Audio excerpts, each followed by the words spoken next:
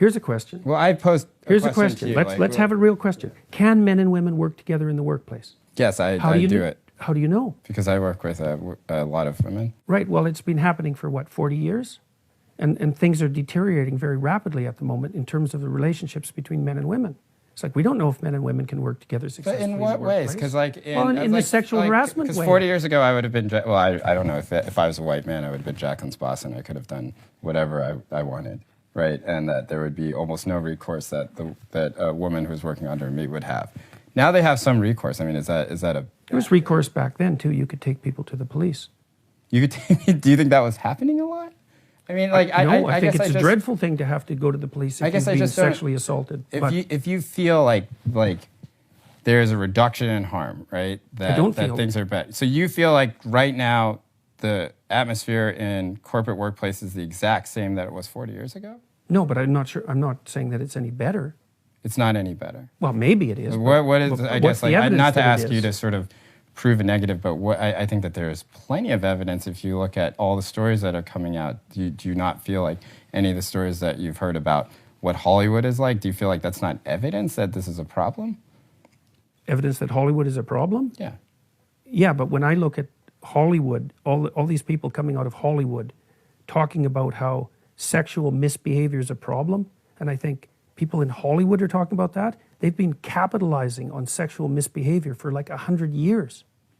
But that, I mean, look, those are unrelated in a lot of ways. Yeah, like Why are they unrelated? You as a professor should know like about correlation and causation. Like you're basically saying, well, you know, there have been movies with sex in it, therefore a PA on the set of a movie, of course, should be expected to be sexually harassed. No, I'm saying those two are separate worlds in any sort of pure logical sense. Like that is just a classic mix-up of correlation and why causation are they separate worlds? We don't know how to draw the boundaries. Because here's the question. So do you feel like any movie that has, like, if you talk about sex in your classroom, or if you talk about sort of sexual behavior in your classroom, and another classroom does not talk about sexual behavior at all, you feel like your classroom would have a higher chance or a higher incidence rate of sexual assault or harassment? No, but I would say that if I was part of an organization that built entire dozens of careers on sexual provocativeness, I would be very careful about like waving the ethical flag in the sexual wars.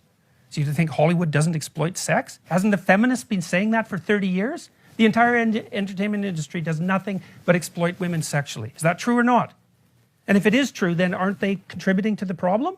And if they're contributing to the problem, then where's all the ethical... But you're arguing at that point that Hollywood is one sort of totemic idea, that it is one sort of... that a woman who works in entertainment must then like pledge allegiance to this idea of sort of totemic Hollywood and not come out and give her story. Like you're saying that she's like somehow complicit in all of it.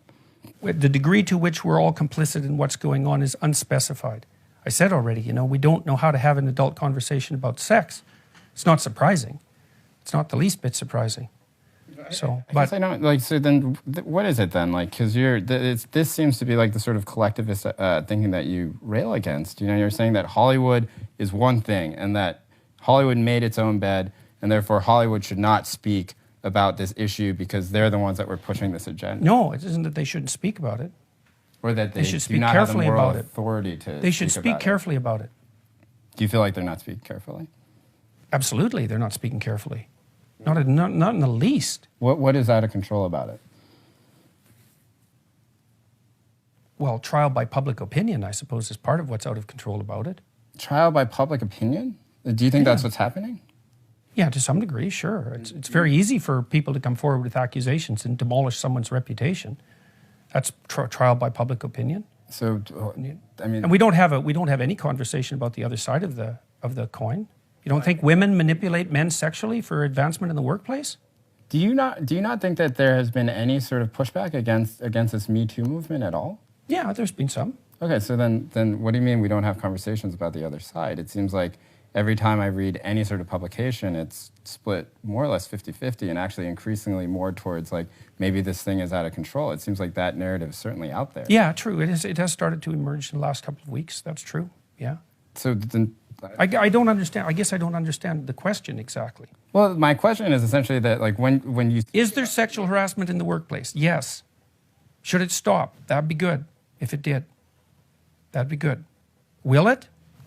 Well, not at the moment it won't, because we don't know what the rules are. Do you think men and women can work in the workplace together? I don't know. Without sexual harassment? We'll see. We'll see. How many years will it take for men and women working in the workplace together? More than 40. To get a sense. More than 40? We're new at this. We're new at this. Absolutely. We're completely new at it. It's only been a couple of generations. That's part of the problem, right? Is that we don't know what the rules are. Like, what? Here's a rule. How about no makeup in the workplace? Why would that be a rule? Why should you wear makeup in the workplace? Isn't that sexually provocative? No. It's not? No. Well, what is it then? What's the purpose of makeup? Some people would like to just put on makeup. Why? I don't know why. Why do you make your lips red? Because they turn red during sexual arousal. That's why. Why do you put rouge on your cheeks? Same reason. So your argument... I'm not saying that you shouldn't wear makeup. No, I'm not saying that. But you're saying that I'm saying we don't know what the rules are. Makeup in the workplace, that they have sexualized themselves in a way. That's what makeup's for. That's self-evident. Why else would you wear it?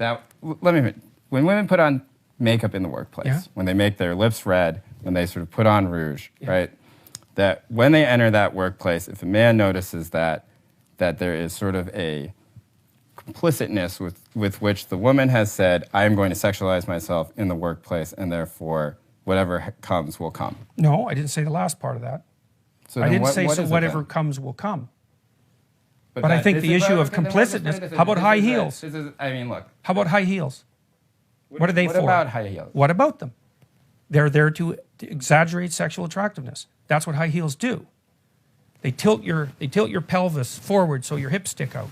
That's what they do. And they tighten up your calf muscles. They're a sexual display.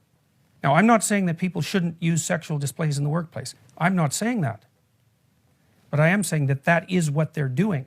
And that is what they're doing. So what is the relevance then to like sexual harassment in the workplace then if you can't make... Well, the Maoists put everybody in uniforms to stop that sort of thing from happening. Men wear uniforms. That's the way they wear suits. I guess I'm not seeing the sort of coherence of the thought that you're putting together then, because... What are the rules that govern sexual interactions between men and women in the workplace? Yes. The answer is, we don't know. Right. So I'm throwing out some questions. How about makeup? Oh, that's okay. Is it? Why? Why is it okay?